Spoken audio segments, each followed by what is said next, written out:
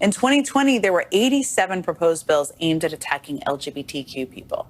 5 months into 2025, that number has already skyrocketed to well over 500. Needless to say, it could be a frightening time to be LGBTQ in America right now. And it is in times like these that stories of LGBTQ love and joy in particular are more important than ever. Joining us now is Chasten, who's married to a guy named Pete, and whose new book, Papa's Coming Home, captures a whole lot of both love and joy.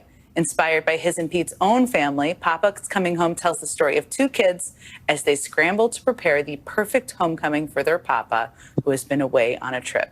And spoiler alert, there's lots of chocolate cake involved in this story. Who doesn't love chocolate cake?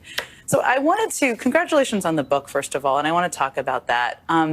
The rights attack, and I started with this because I think it's always important to remind people. I mean, the rights attack on LGBTQ people isn't just about legislation, it's also their rhetoric that aims to demonize LGBTQ people and their families. We see it, it's in legislatures, it's in what comes out of their mouths. It's an incredibly tough message to hear if you're a young person who's just trying to become comfortable with who they are, or a child whose family includes two moms or two dads or any combination. Was that a factor, what you're seeing out there in your decision to write this book right now? It wasn't really. I won't say that it isn't a scary time, I think, in our country. I just wanted to write a book that looked like our family. I think books are like windows and mirrors. They're an opportunity to either see yourself reflected on the page of the story, or an opportunity to maybe peer into a different person's life or a different perspective. So this book for our family is a mirror. My kids get to see a family that looks just like theirs in the book. It's also a great tool for every other family. And at the core of the story, it's just a story of unconditional love. The papa comes home from his trip. The kids think he'll have missed all this stuff. And he tells them, hey, the best part about coming home is you. It's unconditional love over material things. Many books, one of the things that was striking to me is many books geared towards the LGBTQ community, which this is geared towards many people who have kids, just anybody really. But many are grounded in the message that lots of families are different. It's okay to be different, as that's a baseline of the message. But in this book, having two dads isn't the point of the book. It's treated just as kind of part of the story. That's part of the family. Talk to me about why that was important. It sounds like it was a reflection of your family, but you didn't want to make it so central that was the central thing, that was the takeaway. Yeah, I mean, certain parts of it are certainly fictionalized. I don't bake 7-tier chocolate cakes before I go pick somebody up at the airport.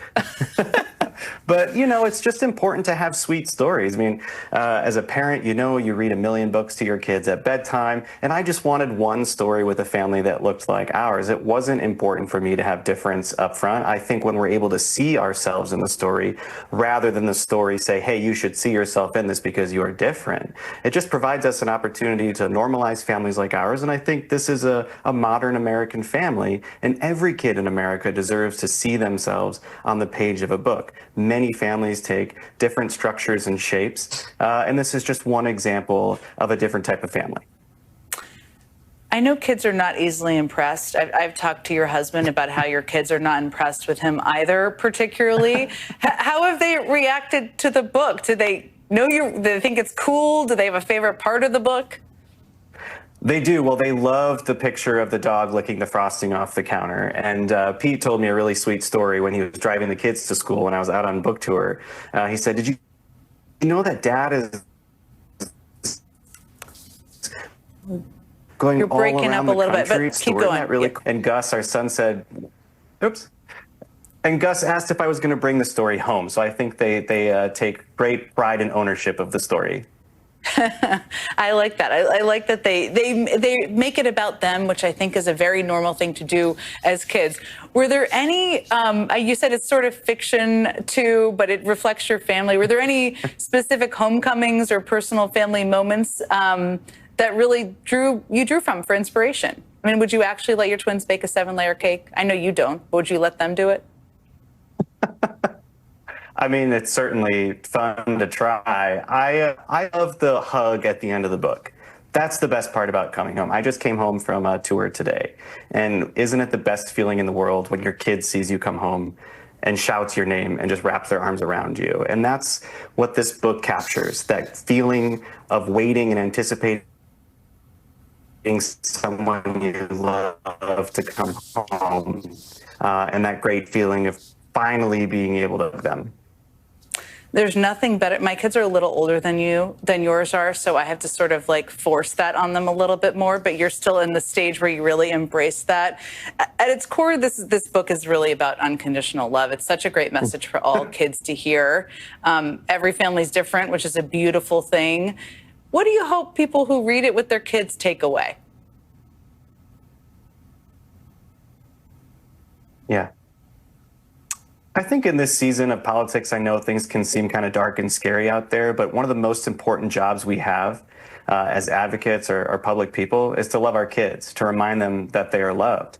You know, I grew up in northern Michigan at a certain time when it felt like the world wasn't built for kids like me. And I always knew my parents loved me, but I thought that love was conditional.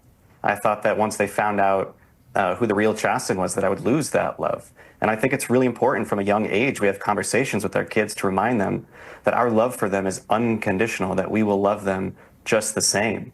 And so one of the best things I can do right now, especially amidst the chaos and the darkness, is to focus on being a good dad, because that fills my soul. It reminds me of why we do what we do. And isn't it our most important job in the world to show up for our kids and build a better world for them? Nothing more grounding than that, even on the worst day, which is true. Chasten Buttigieg, congratulations on your book. Thank you so much for joining me. Thanks. Really appreciate it. Thanks for celebrating joy. Good to see you. Absolutely.